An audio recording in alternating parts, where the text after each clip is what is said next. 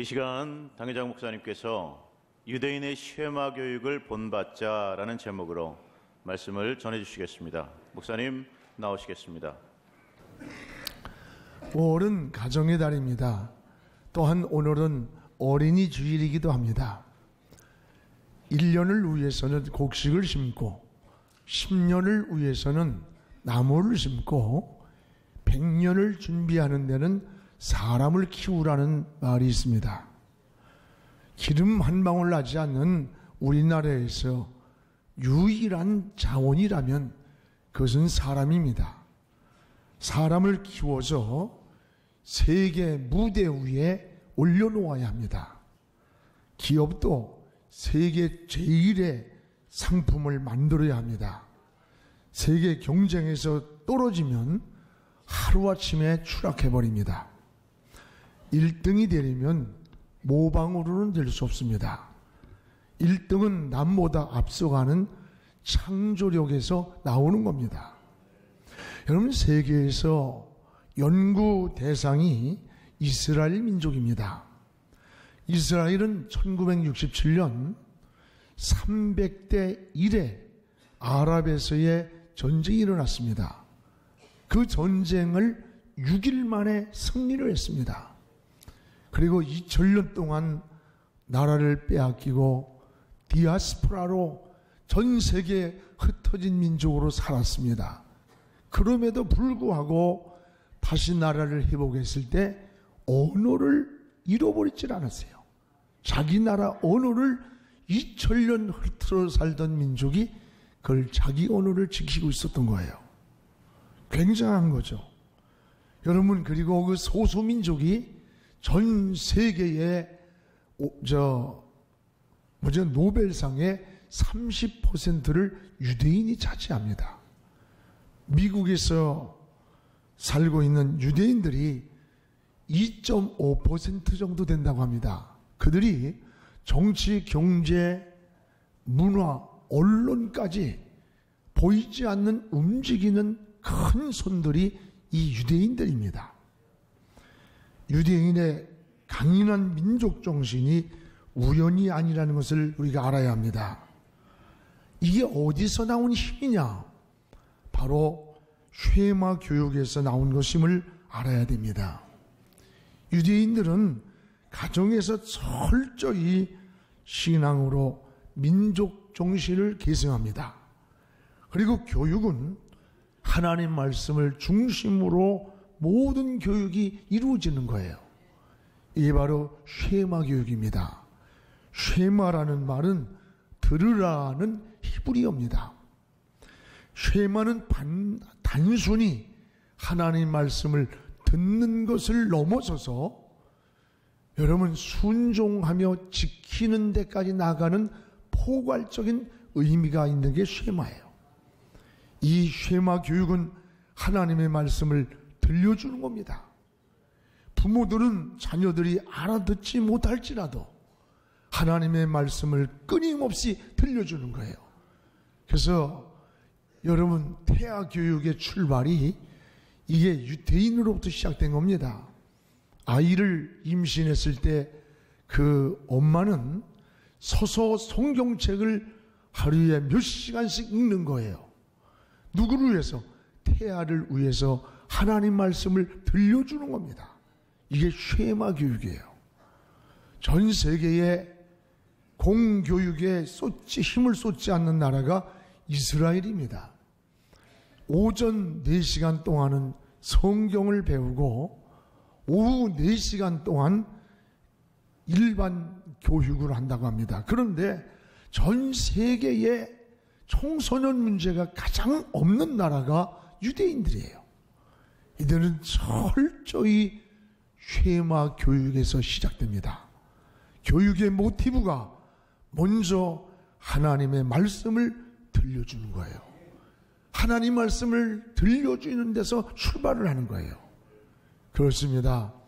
하나님이 머릿돌이 되어서 방향을 정하고 하나님이 다림줄이 되어서 기준을 삼는 그런 나라, 어찌 하나님이 보호해주고 축복해주지 않겠어요? 하나님은 세계 민족 위에 뛰어나게 하리라고 약속을 합니다. 우리도 하나님을 중심한 이 삶의 구심점을 이룰 수 있기를 주님의 이름으로 축복을 합니다. 하나님의 중심에 계시는 자녀 교육을 시키고 하나님을 중심으로 가정의 행복을 꿈꾸며 살아갈 때에 여러분의 가정 속에서 꿈나무들이 잘 자라는 그 토양이 이루어질 겁니다. 여러분 자녀들은 좋은 토양에서 좋은 곡식이 잘 자라는 것처럼 이 가정은 아름다운 토양에 있어야 돼요. 그래서 그곳에서 웃음이 있고 기쁨이 있고 행복을 누리면서 자라는 토양을 만들어줘야 되는 거예요. 오늘 본문은 이스라엘 사람들이 가장 중요하게 암송하는 구절입니다. 지금도 유대인들은 이 신명기 6장의 말씀을 자녀들에게 암송을 시키면서 전승을 한다고 합니다. 그들의 삶의 우선순위가 뭐냐는 거예요. 그들의 삶의 우선순위는 하나님입니다. 삶의 우선순위는 성경입니다. 삶의 우선순위를 신앙에 둡니다. 그래서 신앙을 자녀들에게 유산으로 물려주는 것을 최고의 사명이요 교육의 근본으로 삼고 있습니다. 유대인들의 민족 정신과 지혜가 어디서 나오느냐? 성경에서 나온 겁니다. 전 세계가 무시할 수 없는 유대인만이 가진 뛰어난 민족으로 살아가는 그 비결이 여기에 있다는 거예요. 이 시간 우리도 유대인의 이 쉐마 교육을 어떻게 하는 것인가 라고 하는 것을 오늘 본문 말씀을 조명해 보면서 우리 다음 세대 미래의 꿈나무들을 잘 키워가는 그런 우리 영안교회가 되기를 주의 이름으로 축원합니다. 무엇보다 유대인들은 자녀들에게 따라합시다. 하나님 섬기는 법. 자녀들에게 하나님 섬기는 법을 들려주는 거랍니다. 무엇보다 하나님을 어떻게 섬겨야 하느냐 이걸 들려준다는 거예요. 끊임없이. 우리 1절에 보면 하나님의 명령과 규례와 법도를 가르치라. 이 가르치라는 게 세 가지 나와요. 우리 한번 1절을 같이 한번 읽어보겠습니다. 이는 곧 너희의 하나님 여호와께서 너희에게 가르치라고 명하신 명령과 규례와 법도라. 거기서 건너가서 너희가 차지할 땅에서 행할 축복이라 그랬어요. 너희가 건너가 차지할 축복이 뭐냐? 하나님의 명령과 규례와 법도를 자녀들에게 가르치라는 거예요. 이걸 끊임없이 가르치라는 거예요. 다시 말하면 부모는 자녀들에게 신앙을 물려줘야 된다 이 말입니다. 여러분 불에 타지 아니하고 녹슬지 않는 것, 썩지도 않는 신앙의 가정을 이룰 수 있기를 주님의 이름으로 축복합니다. 이것이 바로 율례와 법도를 가르치는 가정이에요. 요한일서 5장 3절에 보면 하나님을 사랑하는 것은 이것이니 우리가 그의 계명을 지키는 것이라. 그의 계명들은 무거운 것이 아니로다. 하나님을 사랑하는 게 뭐냐? 하나님의 법도를 따라 사는 거라는 거예요. 부모의 교육은 자녀에게 전인격적인 영향을 줍니다. 그러기 위해서 부모가 먼저 하나님의 명령과 규례와 법도를 따라 바르게 살아야 돼요. 저는 늘 사무엘상 2장을 볼 때마다 두 종류의 자녀를 보게 됩니다. 하나는 사무엘입니다. 사무엘은 성전을 떠나지 아니하고 어려서부터 항상 하나님 앞에서 자랐어요. 엘리 제사장도 듣지 못한 하나님의 음성이 들려왔어요. 이 사무엘은 훗날에 한 시대의 역사를 새롭게 만드는 위대한 선지자가 됐습니다. 하나님의 명령과 율례와 법도를 따라 살았기 때문입니다. 여러분 사무엘상 2장 34절에 하나님이 이렇게 말씀합니다. 내 두 아들 홈니와 비느하스가 한날에 죽으리라. 한날에 죽으리라.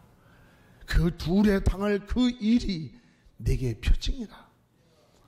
하나님을 두려워하지 아니하고 믿음으로 키우지 않은 불량자가 된 이 홈리와 비느하스 엘리 제사장의 아들을 하나님은 죽이기로 정했다는 거예요. 훗날에 홈리와 비느하스는 전쟁에 나가서 한날에 둘이 죽었어요.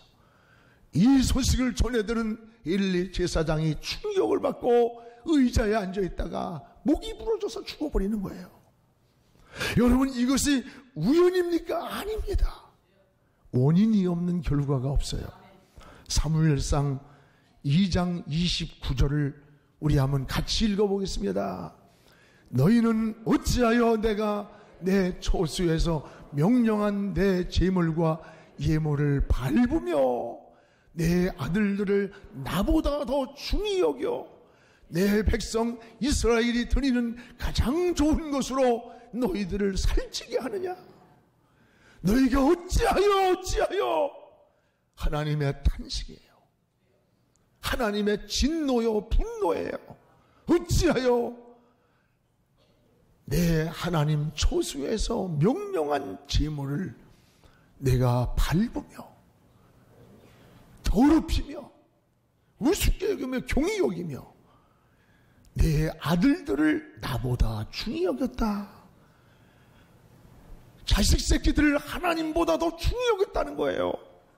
자식 사랑하는 게 무슨 죄입니까? 아닙니다. 그러나 순서가 바뀌었어요. 내 아들들을 나보다 더 중히 여겨 내 백성 이스라엘이 드리는 가장 좋은 것을 너희가 살찌게 했느냐? 오늘 여러분, 자식들 이전에 부모의 책임을 묻는 거예요. 엘리 제사장의 문제를 묻는 거예요. 오늘 여러분의 자녀들이 타락을 하고 하나님 앞에 나오지 않았다고 여러분 자식을 원망합니까? 아니에요.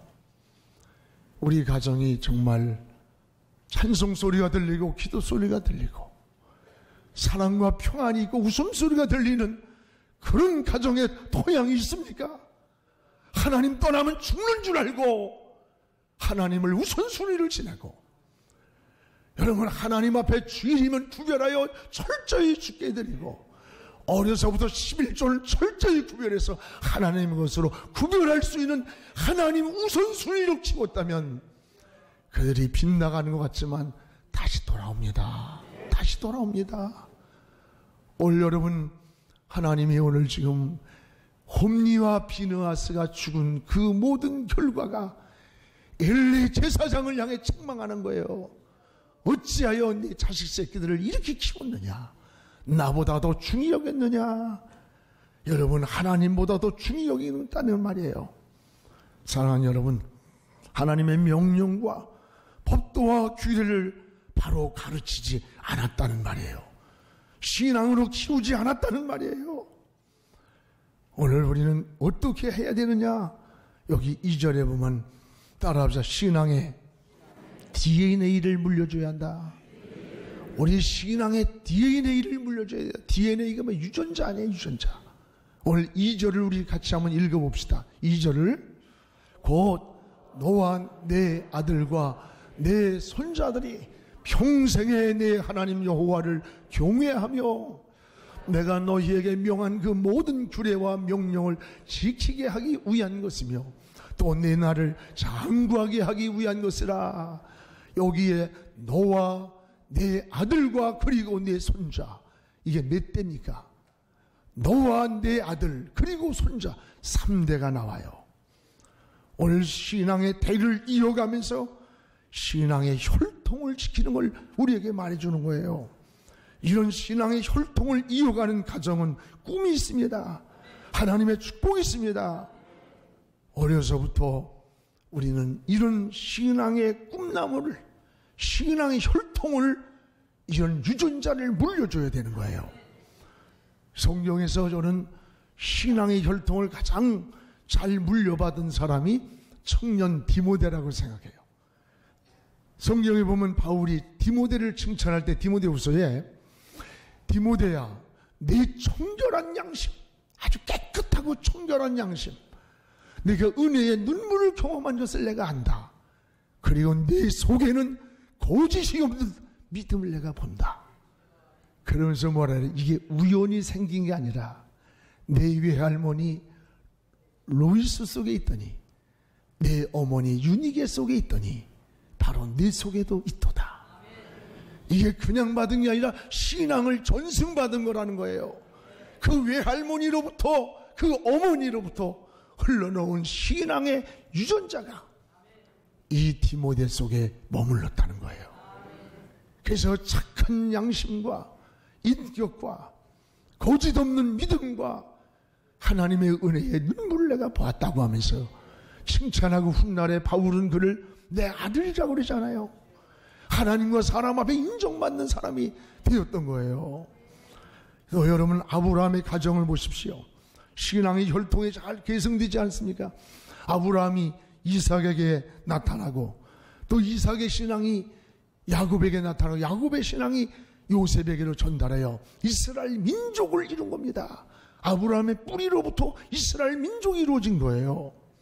성경의 모세, 사무엘, 디모데, 노아의 가정이 그런 신앙의 DNA를 물려받은 가정들이에요. 신앙의 혈통이 유전적으로 흐르는 것을 볼 수가 있습니다. 사랑하는 성도 여러분, 그리스도인들은 우리 자녀들에게 불에 타지 아니하는 것, 녹슬지 않는 것, 이걸 신앙의 유산으로 물려주기를 힘써야 돼요. 가정 안에 예배가 있고 부모의 기도 소리가 늘 들리고 찬송 소리가 들리고 자라는 그 자녀는 지금 방탕했다고 해도 언젠가 돌아올 날이 옵니다. 여러분, 역사에서 보잖아요. 탕자였던 어거스틴이 그러했습니다. 그는 눈물로 기도하는 어머니를 조롱하면서 왜 집구석에서 늘 여인의 울음소리만 재수 없이 들리느냐. 그 기도를 등지고 저 이탈리아로 떠나갔습니다. 세월이 흘러갔습니다. 어느 날 어머니가 기도하는 모습이 떠오릅니다. 그는 일어나 성경을 폈는데 그게 바로 로마서 13장 11절에서 14절이에요. 지금은 자다가 깰 때가 벌써 지난 날이 밤에와 같이 흐트러진 모습이 아니라 낮에와 같이 단정히 옷을 입자. 이 말씀을 읽는 순간 화살처럼 가슴에 박혔어요. 그는 지금까지 방탕한 생활을 다 청산해버리고 고국으로 돌아와서 여러분, 한 시대를 이끌어간 위대한 지도자, 여러분, 성자 어거스틴이 된 거예요. 아내의 기도 소리를 듣는 남편은 언젠가 돌아와요. 낙심하지 마세요. 믿음의 가정을 이루기를 기도하시기를 바랍니다. 오늘 하나님의 명령과 율례와 법도를 따라 대를 이어 1대, 2대, 3대 하나님을 경외하는, 이게 바로 신앙이라는 거예요. 이게 여러분, 이 말씀을 들려주는 게 이게 레마 교육이에요. 이게 쉐마 교육이에요. 여러분의 가정이 그런 가정 되기를 주의 이름으로 축원합니다. 또 하나, 우린 자녀들에게 따라합시다. 하나님의 사랑을 들려주자. 여러분, 자녀들에게 하나님의 사랑을 항상 들려줘야 되는 거예요. 하나님의 사랑이 뭐예요? 죽을 수밖에 없는 우리의 죄값을 지불하기 위해 독생자 예수 그리스도가 십자가에 죽으시고 제물이 되셔서 나의 죄를 위해 대신 죽어주신 거. 나는 이 십자가의 사랑만 생각하면 너무 감격해요. 이것이 가슴속에 복받치기 때문에 사명에 따라 살고 목사로 사는 거 아닙니까? 이게 하나님 사랑을 깨닫는 거 아니에요? 그래서 요한일서 4장 9절에 이렇게 말씀합니다.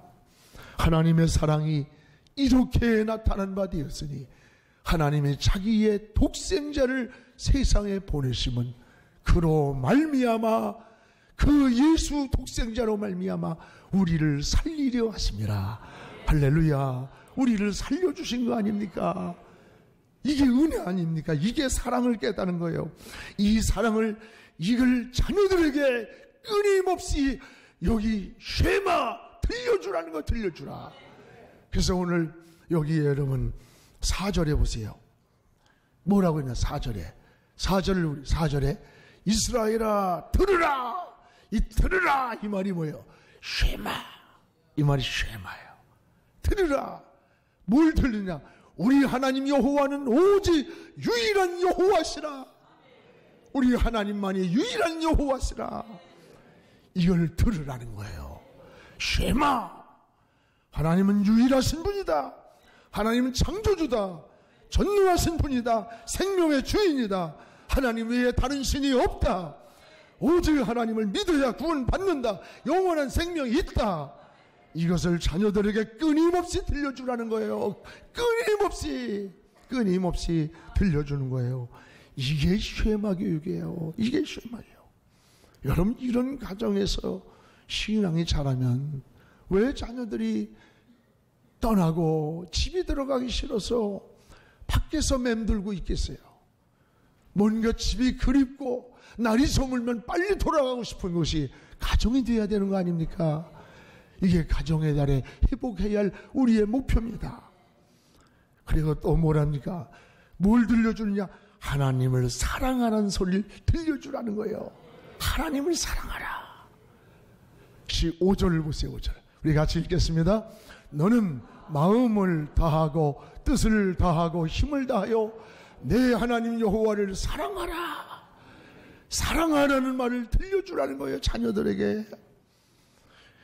하나님을 사랑하되 어떻게 사랑하옵니까? 여기에 마음을 다하여 사랑하고, 마음을 다하여. 마음에서 우러나오는 사랑이 진짜 사랑이에요. 사랑의 힘이 얼마나 큰 줄 압니까? 야곱이 라헬을 사랑해서 삼촌집에서 7년간 일을 하면서도 7년이 하루 같았다는 거예요. 하루. 7년이 하루 같을 정도로 사랑하는 사람을 위한 수고가 행복했기 때문에 그런 거예요. 사랑하는 사람이 곁에 있다는 사실만으로 행복했기 때문에 7년을 땀을 흘려 일을 해주면서도 저 사랑하는 사람이 내 곁에 있고 저 사랑하는 사람이 7년 후에 내 품으로 돌아올 그걸 생각하면서 7년을 하루같이 지냈다는 거예요. 이게 사랑이에요. 여러분, 오늘 주의 일도 하나님을 사랑하는 마음으로 해야 행복합니다. 또한 성품을 다해 사랑하라. 성품이란 히브리 원어는 목숨이란 말과 동일한 말이에요. 우리 믿음의 선진들은 주님을 너무 사랑하기 때문에 주님 모른다는 한마디만 해도 될 텐데 그걸 못하고 목숨까지 초기처럼 버리면서요 순교의 길을 기쁨으로 걸어갔던 거예요. 또 여러분, 힘을 다해 사랑하라는 겁니다. 사람마다 힘이 있습니다. 어떤 이는 노래를 잘하는 목소리에 힘이 있고, 어떤 이는 건강한 힘이 있고, 잘 가르치는 은사에 힘이 있고, 또는 물질로 봉사에 힘이 있어요. 오늘 내가 할 수 있는 힘을 다해서 하나님을 섬기는 겁니다. 오늘 우리 자녀들에게 어려서부터 하나님을 사랑하라. 이 하나님을 사랑하는 말을, 소리를 끊임없이 들려주는 여러분의 가정이 되기를 주의 이름으로 축복합니다. 이게 쉐마 교육이에요. 또 하나, 자녀들에게 따라합시다. 말씀으로 사는 법을 들려줘라. 말씀으로 사는 법을 들려주라는 거예요. 여러분, 자녀들에게 말씀을 부지런히 가르치라는 겁니다. 우리 7절 8절을 한번 같이 읽어봅시다. 내 자녀에게 부지런히 가르치며 집에 앉았을 때든지 길을 갈 때든지 누워 있을 때든지 일어날 때든지 이 말씀을 강론할 것이며 너는 또 그것을 내 손목에 매며 기호를 삼으며 내 미간에 붙여 표로 삼아라. 네가 어디 있든지 어느 환경에 있든지 기회가 있을 때마다 말씀을 자녀들에게 가르치라는 거, 가르치라는 거. 8절에는 손목에 매며 기호를 삼아 미간에 붙여서, 이건 뭐예요? 늘 자나깨나 말씀이 생각나게 하라는 거야. 늘 기억하며 살게. 여러분, 잘못된 길에 가서 있다가도 하나님 말씀이 생각나서 그 자리를 벌떡 차고 일어나는 거예요. 억울한 길 가다가도 주의 말씀이 생각나서 다시 돌아오는 거예요. 말씀이 생각나게 하라. 어디에 있든지 기회가 있으면 앉아있든지 집에 있든지 밖에 있든지 서 있든지 하나님 말씀을 가르치라는 거예요. 말씀 속에 지혜가 있습니다. 길이 있습니다. 시편 119편 105절에 주의 말씀 내 발의 등이요 내 길에 빛이라. 여러분, 히브리서 4장 10절에 주의 말씀은 양날의 검과 같아서 우리 영혼을 수술하고 찔러 쪼개며 치유하는 능력이라는 거예요. 누가복음 24장 32절에는 부활의 주님이 성경을 풀어줄 때 우리 마음이 뜨겁지 않더냐. 풀어준다는 말은 열릴 때 하나님 말씀이 열리니까 마음이 막 뜨거워지는 거예요. 주의 일하고 싶어서, 기도하고 싶어서, 찬양하고 봉사하고 헌신하고 싶어서 막 뜨거워지는 거예요. 언제? 하나님 말씀이 열릴 때. 여러분 마음이 뜨거워지길 축복합니다. 식었습니까? 냉랭합니까? 뜨거운 마음으로 주의 일을 힘써 나가기를 주의 이름으로 축원합니다. 오늘 여러분은 하나님 말씀을 자녀들에게 이렇게 부지런히 가르칠 때 하나님의 지혜도 주시고 놀라운 변화도 주시는 겁니다. 여러분, 유대인의 한 사람인 아인슈타인을 우린 천재라고 말합니다. 그러나 어려서 그는 말을 제대로 못하는 말을 더듬고 약간 열등하였답니다. 그러나 그의 부모는 조금도 실망하지 않고 반드시 하나님께서 너에게 주신 너만의 달란트가 있다. 그러면서 그에게 아인슈타인에게 쉐마 교육을 시켰습니다. 하나님 말씀을 들려주면서 너는 할 수 있어.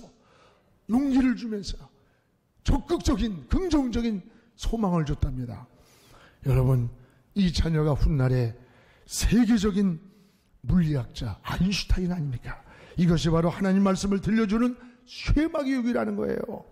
사랑하는 성도 여러분, 5월 가정의 달을 맞이하여 행복한 가정으로 회복되기를 축복합니다.